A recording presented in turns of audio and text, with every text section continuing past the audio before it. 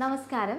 പൊണ്ണത്തടി എന്ന് കേൾക്കുമ്പോൾ തന്നെ നെറ്റി ചുളിക്കുന്ന ഒരു ഭാഗമാണ് നമ്മളിൽ കൂടുതൽ ആളുകളും. എന്നാൽ തന്നെ ഇതിൻ്റെ ഒരു കാരണം എന്നുള്ളത് നമ്മളുടെ തെറ്റായിട്ടുള്ള ലൈഫ് സ്റ്റൈലാണ് അല്ലെങ്കിൽ ജീവിതശൈലി രോഗങ്ങളാണ് എന്നറിഞ്ഞാൽ പോലും അത് തിരുത്താൻ നമ്മൾ പ്രയാസപ്പെടാറില്ല.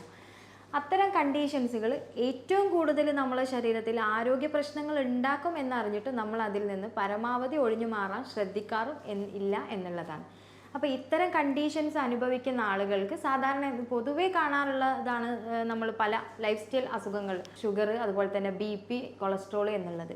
ഇപ്പോൾ ഗർഭിണികളാകുന്ന ആളുകളിൽ പൊണ്ണത്തടി വന്നു കഴിഞ്ഞാൽ എന്ത് ചെയ്യും? അല്ലെങ്കിൽ ഗർഭിണികൾ ആവാൻ റെഡി ആവുന്ന സ്ത്രീകൾ പൊണ്ണത്തടിയുമായിട്ട് ബന്ധപ്പെട്ട് നിൽക്കുന്ന ഒരാളാണ് എന്നുണ്ടെങ്കിൽ അത്തരക്കാർ എന്താണ് ചെയ്യേണ്ടത്? അവർക്ക് കൺസീവ് ആവാൻ അല്ലെങ്കിൽ ഗർഭം ധരിക്കാനുള്ള സാധ്യതയുണ്ടോ?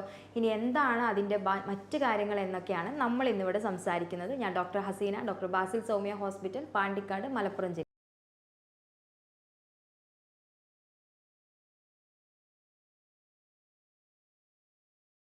നമ്മളുടെ ശരീരത്തിൽ ഒബീസിറ്റി അതല്ലെങ്കിൽ പൊണ്ണത്തടിയുള്ള ആളുകൾക്ക് ആരോഗ്യപരമായിട്ട് ജീവിതശൈലി രോഗങ്ങൾ വരുന്നത് പോലെ തന്നെ ഗർഭം ധരിക്കാൻ ട്രീറ്റ്മെൻറ്റ് എടുക്കുന്ന ആളുകൾ അല്ലെങ്കിൽ കൺസീവ് ആകാൻ വേണ്ടിയിട്ട് നമ്മൾ ട്രൈ ചെയ്യുന്ന ആളുകൾ പ്രധാനമായിട്ട് പറയാനുള്ള ആദ്യത്തെ ഒരു കാര്യം എന്ന് പറയുന്നത് എങ്ങനെയെങ്കിലും ഒന്ന് കൺസീവ് ആയാലും മതി, ബാക്കി എന്തെങ്കിലും കോംപ്ലിക്കേഷൻസ് വന്നാൽ കുഴപ്പമില്ല, കുഞ്ഞിന് വന്നാലും കുഴപ്പമില്ല, എനിക്ക് വന്നാൽ കുഴപ്പമില്ല എന്നുള്ള രീതിയിലാണ്.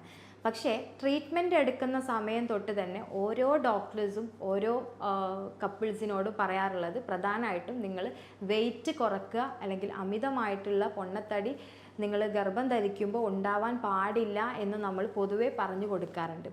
പ്രത്യേകിച്ച് സ്ത്രീകളിൽ ഒരു 30-35 വയസ്സാകുന്നതോടുകൂടി ശരിയായ രീതിയിൽ ഭക്ഷണ രീതികൾ കറക്റ്റ് അല്ലെങ്കിൽ പോലും, അല്ലെങ്കിൽ കറക്റ്റായിട്ടുള്ളൊരു ഭക്ഷണ രീതി ആണെങ്കിൽ പോലും നമ്മൾ അമിതമായിട്ട് തടി വെച്ച് വരുന്നത് കാണാറുണ്ട്. അതൊരു പരിധിവരെ നമ്മളുടെ ഹോർമോൺ ഇംബാലൻസ് കൊണ്ടായിരിക്കും. മിക്കവാറും ആളുകളോട് എക്സസൈസ് ചെയ്യാൻ പറ്റി പറയുന്ന സമയത്ത് അവർ പറയുന്നതാണ് വീട്ടിൽ ഒരുപാട് വർക്ക് ഉണ്ട്, അല്ലെങ്കിൽ ഒരുപാട് ജോലികൾ, എല്ലാ ജോലികളും നമ്മളാണ് ചെയ്യുന്നത്, അതുകൊണ്ട് തന്നെ ഇതിൽ കൂടുതൽ എക്സസൈസ് ചെയ്യേണ്ട ആവശ്യമില്ല എന്നുള്ള കാര്യങ്ങളൊക്കെ പറയാറ്. പക്ഷേ നമ്മൾ സാധാരണ സ്ത്രീകളാവട്ടെ അല്ലെങ്കിൽ ഗർഭം ധരിക്കാൻ പോകുന്ന സ്ത്രീകളാവട്ടെ ആർക്കാണെങ്കിലും പൊണ്ണത്തടി എപ്പോഴും അല്ലെങ്കിൽ അമിതവണ്ണം എന്നുള്ളത് ഒരുപാട് ഗുരുതരമായിട്ടുള്ള ആരോഗ്യ പ്രശ്നങ്ങൾ ഉണ്ടാക്കുമെന്നുള്ളത് തന്നെയാണ്. അപ്പോൾ ഇന്ന് നമ്മൾ കൂടുതലായിട്ട് ഫോക്കസ് ചെയ്യുന്ന നമ്മൾ ട്രീറ്റ്മെൻറ്റ് എടുക്കുന്ന അല്ലെങ്കിൽ ഒരു ഫെർട്ടിലിറ്റിക്ക് അല്ലെങ്കിൽ കൺസീവ് ആകാൻ വേണ്ടി പ്രഗ്നൻസിക്ക് വേണ്ടിയിട്ട് ട്രീറ്റ്മെൻറ്റ് എടുക്കുന്ന ആളുകളിൽ പൊണ്ണത്തടി ഉണ്ടായിക്കഴിഞ്ഞാൽ എന്തൊക്കെയാണ് അതിൻ്റെ ആഫ്റ്റർ എഫക്റ്റുകൾ അല്ലെങ്കിൽ സൈഡ് എഫക്റ്റുകൾ എന്നൊക്കെയാണ് നമ്മൾ സംസാരിക്കാൻ പോകുന്നത്. ഇപ്പോൾ നമ്മൾ സാധാരണ സ്ത്രീകളിൽ ട്രീറ്റ്മെൻറ്റ് എടുക്കാൻ വരുന്ന സമയത്ത് തന്നെ കൂടുതലായിട്ടും പല ആളുകൾ പറയുന്നത് PCODയുടെ ഭാഗമായിട്ട് വന്ന പൊണ്ണത്തടിയാണ്, ഭക്ഷണം കഴിച്ചിട്ടും കൺട്രോൾ ചെയ്യാൻ പറ്റാത്ത പൊണ്ണത്തടിയാണ് എന്നുള്ളതാണ്. പലപ്പോഴും ഇത്തരം കണ്ടീഷൻസ് അനുഭവിക്കുന്ന ആളുകളിൽ പ്രധാനമായിട്ടും മാനസികപരമായിട്ട് ഒരു പിരിമുറുക്കം വരുന്നതിൻ്റെ ഭാഗമായിട്ടും, അതുപോലെ തന്നെ അതിൻ്റെ കണ്ടിന്യൂസ് ആയിട്ടുള്ള ഭാഗമായിട്ട് ഉറക്കക്കുറവ്, കറക്റ്റായിട്ട് ഒരു പ്രോപ്പറായിട്ട് ഒരു ലൈഫ് സ്റ്റൈൽ ഇല്ലാതിരിക്കുക, ഇത്തരം കണ്ടീഷനിൽ നമ്മൾ മെഡിസിൻസ് കൂടെ കഴിക്കുന്ന സമയത്ത് പേഷ്യൻസ് നല്ല രീതിയിൽ തടിച്ചു വരുന്നൊരു കണ്ടീഷൻ കാണാറുണ്ട്. ഇത്തരം കണ്ടീഷൻ ഉണ്ടാകുമ്പോൾ എന്തൊക്കെയാണ് ആ സ്ത്രീയിൽ സംഭവിക്കുന്നത്?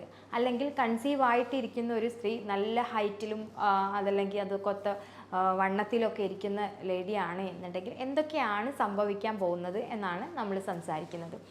മെയിനായിട്ട് തന്നെ ആദ്യത്തെ ഘട്ടത്തിൽ തന്നെ നമുക്ക് ജസ്റ്റേഷണൽ ഡയബറ്റീസ്, അതായത് നിങ്ങൾ സാധാരണ കേട്ടിട്ടുണ്ടാവും വയറ്റിലുണ്ടാവുന്ന സമയത്ത് ഷുഗർ വരിക, പിന്നീട് ആ ഷുഗർ പോയിട്ടില്ല എന്ന് പറയുന്നതൊക്കെ കേട്ടിട്ടുണ്ടാവും. അപ്പോൾ കറക്റ്റായിട്ടും നമ്മൾ പ്രഗ്നൻസി വരുന്ന സമയത്ത് പ്രത്യേകിച്ച് ഫാമിലി ഹിസ്റ്ററി, നമ്മുടെ ഉപ്പാക്കോ ഉമ്മാക്കോ അല്ലെങ്കിൽ അച്ഛനോ അമ്മയ്ക്കോ അല്ലെങ്കിൽ വേറെ അമ്മായിമാർക്കോ ആർക്കെങ്കിലും ഒക്കെ ഷുഗർ ഉള്ള പേഷ്യൻ്റ് ആണെങ്കിൽ തീർച്ചയായിട്ടും അവർക്ക് പ്രായമുണ്ടോ പ്രായമില്ലേ എന്നുള്ളതല്ല, കറക്റ്റായിട്ടും അവർക്ക് പ്രഗ്നൻസി ഉണ്ടാവുന്ന സമയത്ത് പ്രോപ്പറായിട്ട് അവർക്ക് വെയിറ്റ് കുറച്ചിട്ടില്ല എന്നുണ്ടെങ്കിൽ ജസ്റ്റേഷണൽ ഡയബറ്റീസ് ഉണ്ടാവാനുള്ള സാധ്യതയുണ്ട്. അപ്പോൾ ഇതുണ്ടായി കഴിഞ്ഞാൽ എന്താ ഉണ്ടാവുക? തീർച്ചയായിട്ടും നമുക്ക് എംനോട്ടിക് ഫ്ലൂയിഡൊക്കെ കൂടിയിട്ട് നമ്മൾ ഓവർ വെയിറ്റ് വീണ്ടും വരും, നമ്മുടെ ഗർഭപാത്രത്തിൽ കൂടുതൽ വെള്ളം ഉണ്ടായി കിടക്കുന്ന ഒരു സാഹചര്യം വരും. അത്തരം കണ്ടീഷൻസ് വരുമ്പോൾ തീർച്ചയായിട്ടും നമുക്ക് C-സെക്ഷൻ പോലെയുള്ള അല്ലെങ്കിൽ ലേബർ പെയിൻ കറക്റ്റായിട്ട് വരാതിരിക്കാനുള്ള സാഹചര്യവും, അല്ലെങ്കിൽ പ്രൊലോങ്ഡ് ആയിട്ട് ലേബർ പെയിൻ പ്രസവവേദന അനുഭവിക്കേണ്ട ഒരു സാഹചര്യമൊക്കെ വരും. മാത്രമല്ല ഇത് കുഞ്ഞുങ്ങളിലും തന്നെ ആഫ്റ്റർ എഫക്റ്റ് ഉണ്ടാക്കും എന്നുള്ളതാണ്. അത് പിന്നീട് നമുക്ക് പറയാം.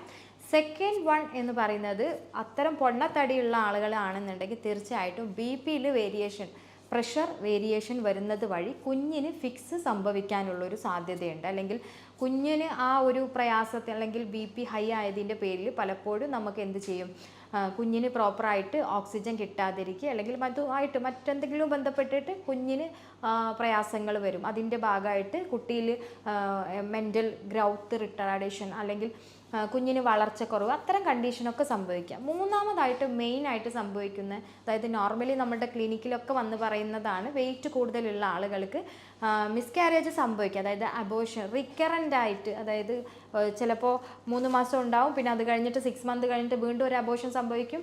ഒരു 1 ഇയറിൻ്റെ ഉള്ളിലൊക്കെ 1, 2, 3 എന്നുള്ള രീതിയിലൊക്കെ അബോർഷൻ സംഭവിക്കും.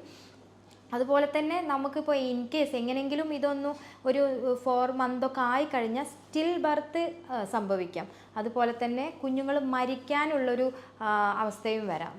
പ്രോപ്പറായിട്ട് അംഗവൈകല്യം സംഭവിക്കും, കുഞ്ഞ് ട്യൂബിൽ വരാനുള്ളൊരു സാധ്യത ഉണ്ടാവും. അതുപോലെ തന്നെ ഗർഭപാത്രത്തിലാണ് എന്നുണ്ടെങ്കിൽ അവിടെ വെച്ച് കുഞ്ഞ് മരണപ്പെടാനുള്ള, അതായത് നമ്മൾ ചാപ്പിള്ള എന്നൊക്കെ പറയില്ല, അതുപോലെ ആ ഒരു കണ്ടീഷൻസിലോട്ട് വരാനുള്ളൊരു സാധ്യതയും ഉണ്ടാവും. പിന്നെ കൂടുതലായിട്ട് സ്ത്രീകളിൽ കാണുന്നതാണ് നമ്മളുടെ വെരിക്കോസ് വെയിൻ. പലപ്പോഴും പല സ്ത്രീകൾ പ്രസവം കൂടുന്നതിനനുസരിച്ചൊക്കെ തന്നെ നമുക്ക് അവരുടെ കാലിലൊക്കെ നല്ലപോലെ വെയിൻ പൊന്തി വരികയും അതുപോലെ തന്നെ എന്താ ചെയ്യുക, അത് പൊട്ടിയിട്ട് ബ്ലീഡിങ് ഉണ്ടാകുന്ന ഒരു കണ്ടീഷനൊക്കെ നിങ്ങൾ ഒരുപാട് കണ്ടിട്ടുണ്ടാവും. അത്തരം കണ്ടീഷൻ എന്ന് പറഞ്ഞാൽ വളരെ വളരെ സിവിയർ ആയിട്ടുള്ളതാണ്. കൂടുതൽ ഡെലിവറി ഉണ്ടാവുക, അതുപോലെ തന്നെ ലേഡി വളരെ വെയിറ്റ് ആകുന്ന സമയത്ത് നമ്മളുടെ വെയിറ്റ്, കുഞ്ഞിൻ്റെ വെയിറ്റ് എല്ലാം കൂടെ താങ്ങാൻ പറ്റാതാവുമ്പോൾ തീർച്ചയായിട്ടും നമ്മുടെ ലോവർ പാർട്ടിൽ അടിഭാഗത്തുള്ള ഞരമ്പുകൾക്കൊക്കെ പ്രഷർ വരികയും അതിൻ്റെ ഭാഗമായിട്ട് വളരെയേറെ പ്രയാസം ഉണ്ടാവുകയും ചെയ്യും. ഇത്തരം കണ്ടീഷൻസ് വരികയാണ് എന്നുണ്ടെങ്കിലും നമ്മൾ എന്ത് ചെയ്യണം, നമ്മൾ ഇതിനു മുമ്പ്, അതായത് ആദ്യത്തെ പ്രസവത്തിൽ നമ്മൾ തടിയുണ്ട്, ആദ്യത്തെ ഡെലിവറിയിൽ അല്ലെങ്കിൽ പ്രഗ്നൻസിയിൽ ഇത്തരം കണ്ടീഷൻ ഉണ്ടെങ്കിൽ തീർച്ചയായും നെക്സ്റ്റ് പ്രഗ്നൻസിയെ നമ്മൾ നല്ല രീതിയിൽ തന്നെ നമ്മളതിനെ ക്യാരി ചെയ്യണം. അതിന് വേണ്ടിയിട്ട് നമ്മൾ വെയിറ്റ് ലോസ് ചെയ്യണം എന്നുള്ളതാണ്. അല്ലെങ്കിൽ അമിത വണ്ണം, പൊണ്ണത്തടി നമ്മൾ കുറച്ച് കൊണ്ടുവരണം എന്നുള്ളത് തന്നെയാണ്.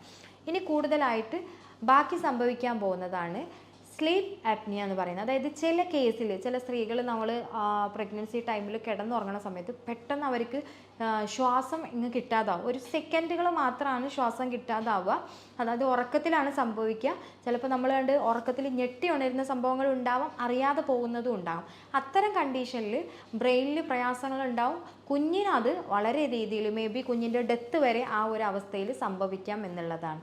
ഇത്തരം കണ്ടീഷൻസുകളൊക്കെ തന്നെ നമുക്ക്, അതുപോലെ തന്നെ മെയിനായിട്ട് പറയാനുള്ള ഒരു കാര്യം എന്ന് വെച്ചാൽ നമുക്ക് അതായത് പ്രഗ്നൻസിയിൽ നമ്മളുടെ ഡെലിവറി ടൈമിൽ ഉണ്ടാകുന്ന വേരിയേഷൻ, അല്ലെങ്കിൽ കുഞ്ഞിന് അമ്നോട്ടിക് ഫ്ലൂയിഡ് പോയി കഴിഞ്ഞാൽ പെയിൻ ഉണ്ടായിരിക്കും, പക്ഷേ ഡെലിവറി നടക്കാതിരിക്കുക, അല്ലെങ്കിൽ അതായത് നമ്മൾ ഡെലിവറി സമയത്തുള്ള നമ്മളുടെ പൊസിഷൻസ് കറക്റ്റ് ആവാതിരിക്കുക, ഇത്തരം ഒരുപാട് കണ്ടീഷൻസ്.